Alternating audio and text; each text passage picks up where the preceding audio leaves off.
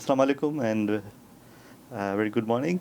Today we have a very special guest all the way from University of Galway, Professor Faizan Ali, who is Azman Hashim International Business School, UTM's alumni.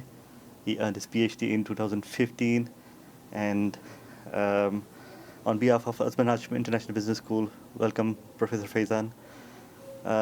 Professor, I would like to thank you first for joining us, and could you just briefly introduce yourself and tell us how your journey from AHIBS to becoming a professor in University of Galway, Ireland has been? I'm particularly interested in that transitional journey from being a PhD graduate until a very renowned scholar in hospitality.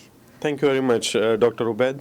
It's a pleasure to be back here to an institution that I consider as my home. As you said, I'm a professor in University of Galway. I started there last year in September. Prior to that, I was in University of South Florida as an assistant professor, and then as an associate professor. I stayed there for almost 9 years. Obviously, I got my PhD from here, AHIBS. Now, the transition is very interesting. It's a long story, it's not a short one, and it includes a lot of things, from moving from one culture to another culture, dealing with identity crisis, dealing with crisis related to developing versus developed country, visa rejections, and a bunch of different things. To cut it short, it's kind of a movie story to see how I ended up from Malaysia to US and then to Ireland. But I think one thing that stands out in all of this was the connections that I made here at Azman Hashim International Business School, and those connections then led me to other opportunities later on in my career. Okay, that's very good. So looking way back in those years when we were a student in AHIBS, so what experiences or academic practices that actually have shaped you the most in the current profile that you have? So I think the very interesting thing about Azman Hashim International Business School and the PhD program was that, I think if I'm not wrong, we were amongst the initial cohorts for PhD. You and I were in the same class, and I'm not sure if, I don't think it was the first cohort, but I think it was amongst the initial cohorts for PhD students. For me, it was also a very new environment because I studied for my undergraduate in Pakistan. And in Pakistan, education is all mainly spoon feeding, especially at undergraduate level, where you have all the PowerPoint slides, you have all the notes and everything that your teacher is giving you. Then when I went to UK, it was kind of similar thing, but in UK, the master's was 1 year long. So before I understood anything, the master's was finished. Now, when I came to Azman Hashim International Business School, I thought I'm going to take a lot of classes, but there were no classes, right? So there was only one class that was about Malaysian culture. That was very exciting because we get to know a lot about Malaysian culture and language and food and everything else. Including a visit to Malacca. Yes, including a visit to Malacca. But then also the other class was research methods, and that's pretty much all we had here in classes. So very soon I realized that if you want to develop yourself into something, you need to work independently by yourself. Of course, with help from your supervisor, with help from your other professors and everything, but there was no structured learning here, right? So that was something interesting. I don't take it as a negative or as a disadvantage, rather I take it as an advantage because that particular structure, which is basically British structure for PhD, it makes you self-sufficient. It pushes you to go into directions that you won't normally go if there's a lot of structure around education, right? So I feel that there are many things, but something that stands out to me from my time here at Azman Hashim International Business School during PhD was really the self-sufficiency that we develop. And you and I, actually, we both, you may remember, we used to sit in the syndicate room right across this studio, the new building here. And that syndicate room itself was such a brilliant learning experience that every 2 weeks we were sharing our research, our work, our progress, and many other PhD students at that time as well commenting on our work. So you just learn so much more And I think now that I've stayed in US and I've looked at the doctoral programs in US and in Ireland, that has a lot of structure to it. So before we even head into research, there's a lot of coursework. So there's good student-to-student connection, but students don't develop themselves as we try to develop ourselves because of lack of that structure in the PhD program. Oh, that's fantastic. So was there any particular moment or some series of moment that actually inspired you to go for further international exposure? So I don't think that there was a moment here during my studies at this institute where it was like, aha, it's a wow moment and I need to go abroad or whatever. I think the moment already happened several years before I came to Malaysia when I decided to leave Pakistan and go to UK for my master's. Now I come from a middle class family. There's no safety nets, right? So, and we have this kind of, interestingly, you are from Pakistan as well, so you can relate to this, that Pakistan is one of those countries that has very strong, rich culture, but there's also very interesting social norms. And if somebody goes abroad and come back as an unsuccessful person, there's a lot of pressure, not to that individual, but also to the family, right, where people comment on that. So I think for me, that was a huge push. That pushed me from UK to look for opportunities for PhD abroad. I came to Malaysia for many different reasons. Many times I'm asked, why did you end up at UTM, Azman Hashim International Business School? I didn't know much about this institution or many other institutions. I actually applied to many places, and I selected this place at that time was because I got very quick responses for emails that I sent, right? I had the same reason. Right. So I, not knowing too much about Malaysia at that time, now I think it was really a good decision because obviously now at this moment I know a lot more about Malaysian culture and environment in the higher education sector. I think that that responsiveness spoke a lot to me at that time that this institution really, really wants to bring students aboard and give them a good experience. That's good. I often follow you on Facebook, your LinkedIn, and especially your YouTube channel, Research Piece. You do a lot of traveling, from Malaysia, Asia, Europe, US. So is there any things that you want to discuss about that has surprised you professionally or personally? Of course, there's many things, right? The classic learning for any business management student is the cultural theory. You need to understand different cultures and things like this. And when you travel, you see all of that examples that we study in textbooks and case studies right in front of your eyes. Every particular country that I've been to, it's different from the country that I went before it, right? So all these countries differ in different type of aspects. Many times, you are kind to ask me this question, but many times people ask me, which is the best country that you have been to? And I don't have an answer for that because countries are really great in their own rights, right? So we were talking earlier about Malaysia. I think Malaysia is a beautiful country. It is very warm. It's very developed. At the same time, it is also very warm. So I think that all that development has not yet gone into people's head. You can still have good conversations. You can still have this very warm welcomes from friends that you have here in this country, right? For me, I think when I came to Malaysia, initially I had a hard time adjusting to many things, including food. Language, of course, because this is a very different type of language, right? Bahasa Melayu. But then you realize that, a lot of people speak English. So you don't have that much difficulty in adjusting into a country like Malaysia, right? So that was something very cool. Food was a difficult thing to adjust to initially. But then I realized that, okay, my adjustment was because I would usually go to these mamak shops and look for food that looked spicy. Little did I know that the more spicy that it looks, the sweeter it is. And then somebody told me, okay, don't look for Kelantan food because that's kind of the food that looks spicy, but it is sweet. Maybe I'm wrong. But, then at that time, my supervisor, Dr. Muslim, later my other supervisor, Dr. Rosmini, they all introduced me to other types of foods. And, since then, even now, sometimes I, miss eating Malaysian food like roti canai or beef rendang or things like this, right? So Malaysia in that right was brilliant. From Malaysia, when I moved to US, I think the biggest cultural shock for me was to look how individualistic the society is as compared to Malaysia, which is very collectivist, right? So in Malaysia, you see everywhere you go, you see a lot of people sitting together, eating, sharing food and things like this, right? Whereas when you go to US, there's a large personal space. Everybody has a personal space. There people don't like to go too close to each other and things like this.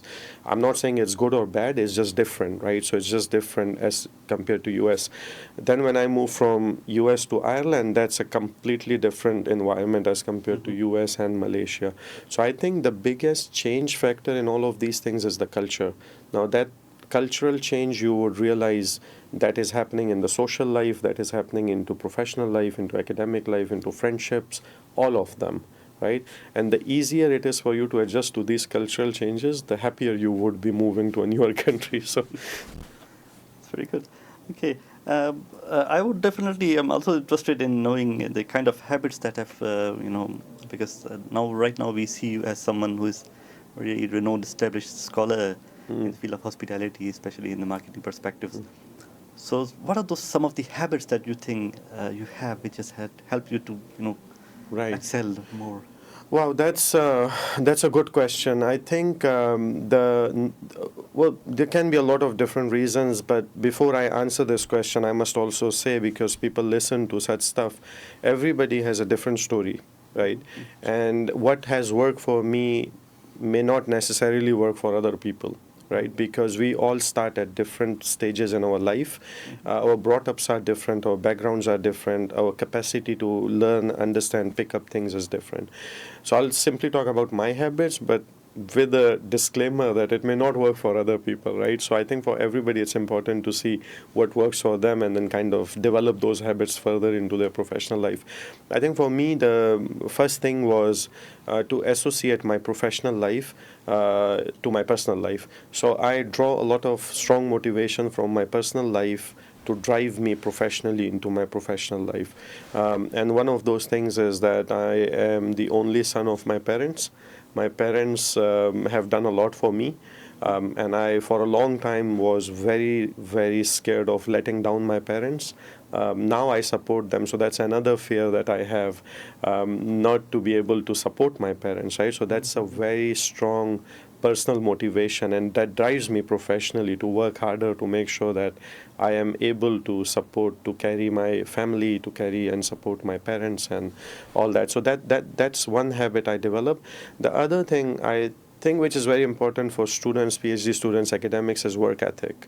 I think work ethic can it can make or break you, I would say, right? And what I mean by work ethic is, if I have something on my to-do list, let's say I've put some stuff on my to-do list today, I don't know how my day is going to turn out, right? I might have a friend sit with me longer or whatever. I would try to finish those things on my list, even if I reduce my sleep that night, right? So I would try to finish it. Now, sometimes I cannot. Obviously, I'm a human being, not AI, but I try to make sure that, whatever I have on my list for today, I try to finish it. Now, I see that a lot of people these days, they lack this work ethic, and they are easily distracted from it, right?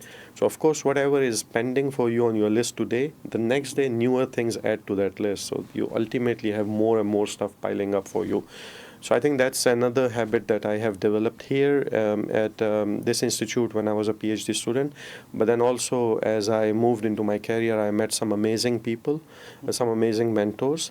And something that was common across all these mentors was really this work ethic. Somebody who would come the first in the morning and somebody who would leave the last in the evening to make sure that, they are finishing things that are on their list. Oh, that's very deep. Okay, so of course we have some audience watching you as well. They are maybe young scholars who are still thinking about growing in their career. So what set of advices that you will give to them regarding their career growth, especially in their first 5 years of their academic profiling? Okay, so this is again a very good question, and I think, first of all, anybody who is going to listen to me right now, I would just tell them whatever weightage you are giving to me listening to my advice, give the same weightage to anybody who is advising you these days. And the reason why I say this is because everybody is so busy in today's world, nobody has got time to talk to others. So if somebody is taking time to look at your work and give you some feedback or advise you something, I think we all need to value that, because nobody would do this, right, if they don't have a stake or if they really do not care about you. So I think just the fact that somebody would advise you something means that these people care about you. So giving weightage to that advice is important. Now, particularly from my perspective, I would say for PhD students especially, pick up two things very early in your career. One is a methodological expertise. One is content expertise. Content expertise would be a theoretical framework or a theoretical aspect of work. You need to figure out what your expertise are, and you should be able to talk about it or explain to it to a person selling fruit on the street, not to an educated audience, right? So if you are that easy with whatever you are doing, I think you are in good shape at that time. And also methodological expertise, right? Like I said, whatever your methodology is, pick up one expertise as early as possible, because the next 3, 4, 5 years of your PhD and right after PhD, you are going to develop the same theoretical and methodological expertise, right? So that's one. The other thing is, this higher education is not like this research-based higher education. It's not for everybody. Okay, and the reason why I say that it's not for everybody is because not many of us are comfortable being criticized. Okay, That's true. you and I are good friends. If I start criticizing you, maybe after 1 time, 2 time, 3 time, you will be like, you know what, just do your own stuff, right? Not really. So I think we don't like to be criticized, but this higher education sector, we are every day opening ourselves up for being criticized. Whether you are submitting your chapters to your supervisor, whether you are showing your work to your colleagues, whether you are writing a paper that's going into peer review, whether you are writing a research grant, no matter what you are doing, you're opening up yourself for criticism, right? So I think one skill or one advice that I have for younger scholars is to be able to differentiate between personal criticism and professional criticism. So if you are submitting your paper to a journal and your work is criticized, that doesn't mean you are a bad person. That simply means that your work has something lacking, right? So the earlier you realize this, the easier it would be for you to fix your work or to adjust the mistakes you are making in your work, right? That's another really, really important thing. And then the third one is, these days resources are really limited. For most of the schools, they have limited resources for students or early career researchers or faculty to go to conferences or whatnot, right? So if you are getting some limited resources to go to 1 or 2 conferences in a year, cherish that. It is really important. But then also think about what can you achieve from it. So if you are only getting an opportunity to go to 1 or 2 conferences in a year, and you go to these conferences based on which destination you haven't been to, and you pick up a conference, third-class conference to a destination just to travel around, you're wasting resources for yourself and organizational resources as well. I've also seen people who go to conferences, they go as a group from their institution, right? Like a couple of faculty members, a few PhD students, like maybe 8, 10 people. During the 3 days of the conference, they all stick together like a chicken and chicks. They all go as a group in one place. They all go as a group to another place. Then there's no learning. You don't make any networks. You don't collaborate with people. You don't tell people about yourself, right? So networking is really important. At the end of the day, no matter how much technology there is, how much AI there is, higher education is still human-to-human interaction, right? You need to build these connections. You need to build these collaborations. Many times, what you said earlier to me, I travel a lot. Yes, I do. And a lot of this travel is because of my personal connections. People invite because they know me, right? Nobody invites me because whatever. So I think building those connections is important. In today's world, it's not only for travel. So think about it. If you are applying for promotion, you need external letters of recommendation, right? If you are a PhD student, you need external examiners. If you are applying for jobs, you need letter of recommendation. So where are these things going to come from if you don't know people, right? So you need to build these connections. You need to build these collaborations and then work with them. Okay. So now, being an internationally renowned scholar and working abroad, is there anything that you would like to highlight which AHIBS has as a strength? So this is really good. I mean, see, the interesting thing about this is, even though I've kept myself connected to this institution, the fact is I'm not in this institution anymore, right? So I'm not part of this institution. Partially. Yes, actively, but I'm part of the alumni network. So as an alumni, and then obviously as somebody who has very good connection with people who are working here, so I get to know a lot of things. But I'm not actively in the middle of all the stuff. Now, what's interesting is I've stayed here for 3 days. Last 3 days I was here. I've been to many different floors. The reason I went to these floors was because I wanted to have a reminiscence of the memories that I had, right? But everything has changed.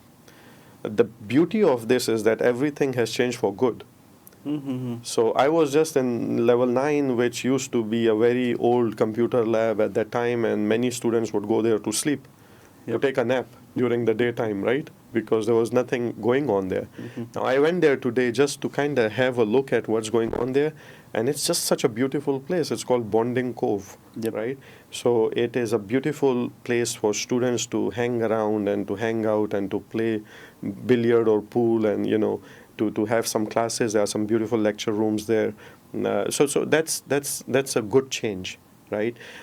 So what I would say that what is happening with this is, one, that there are people who care about this institution who are kind of directing it into a particular direction that brings positive change into the institution, and people who are affiliated with this institution. So that's something important to be highlighted.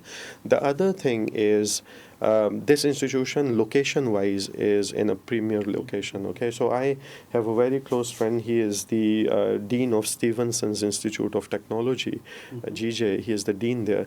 One of my other friends told me that the best view that I have had for New York City is from the office of GJ, because you can see Manhattan and the entire skyline.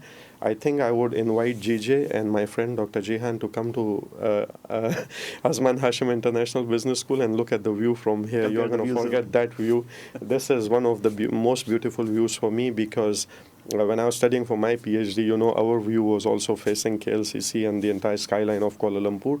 So this is beautiful. Location-wise, it's amazing, because this institute then now have access to all the executives and all the government officials and everybody else that are in this area, just because of the prime location that it has. And then the last thing that I want to highlight about this institute is really, really focused approach.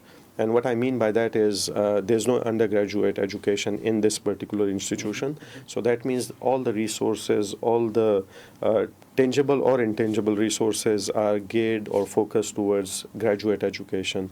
And not anything against undergraduate education, but I think graduate education is the change maker in any economy, because what you are doing is you are training people who are already in the workforce. They need skill upgradation, or they need skill rerouting. Some people want to go to other industries or other aspects of work. So I think focusing on graduate education, whether it's MBA, executive MBA, weekend MBA, whether it's PhD or DBA, any of this is brilliant, because this can bring very strong and positive impact into the economy of a country. That's very great. I have just one last question. Yes. What message would you give to the students, AHIBS students who are probably dreaming of becoming a kind of renowned scholar like you? This is good one. So I'm going to relate it to my story. When I finished my PhD from Malaysia, I've had a good chance to go to US as a postdoc. So I went to US as a postdoc. Now, at that time in US, you would hardly find somebody as a faculty member who has a PhD from non-US country, let alone Asian countries. So you would hardly find people who even have a PhD from, let's say, some European country or whatnot. So when I went there, I was kind of one of very, very few people, rare people who got a job in US higher education market with a Malaysian PhD. But it doesn't mean that there were no challenges. There were a lot of challenges. In my first 2 years, I actually was looked down upon many times. I was commented upon many times. And there was a time in my career, even I was an assistant professor at the time, when I wanted to get another PhD from US just because of all that pressure I had. The good thing is that I went to talk to a few people. One of them was Dr. Pat Morio. May God bless his soul. He passed away a couple of years.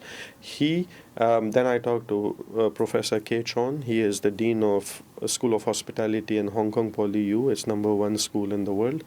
And then there was another Professor Zui Schwartz from University of Delaware. So a few, and Dr. Jian, of course, himself, so a few people, and they all told me that, if anybody is commenting on Malaysia as a country where PhD is not worth, they are ignorant. I still remember these are exactly the words that I heard. Like, if somebody is commenting on a Malaysian PhD as not a worth PhD, they are ignorant, right? And what you need to do is you need to focus on what you are doing in your job. Don't worry about second PhD. Because after this, if you are changing your job, people are going to look at what have you done in your first job, not where your PhD is from, right? So that is the advice I took to my heart. I work hard as an assistant professor then. And then obviously whatever I have done in my career until now is because of that advice that I got, right? So coming back to your point, what should I advise to students here? First, take pride into whatever you are doing. Take a lot of pride into what you are studying and where you are studying from, right? But this pride shouldn't come empty. You also need to work hard for this, right? You can't just survive with the pride. So you can take pride, in what you are studying, in where you are at, but then also those other advices that we talked about, right? Develop a work ethic, build international networks, collaborate with people, all of that. And I think the institutional goodwill that you have here from Azman Hashim International Business School and the personal goodwill that you develop while you are here for 3 years or 4 years or 5 years, when you combine this together, it then creates this synergetic effect that makes you attractive to markets, whether they're domestic or international, wherever you want to go further. Yeah, that's very wise advice. Thank you very much, Professor Faizan, Thank for you. coming us. It's really a pleasure having you here. It's a pleasure. Thank you so much. Right, so thank you very much to the viewers for being with us in this wonderful session with Prof. Faizan. We should see you in our next podcast with another guest. Thank you and have a good day.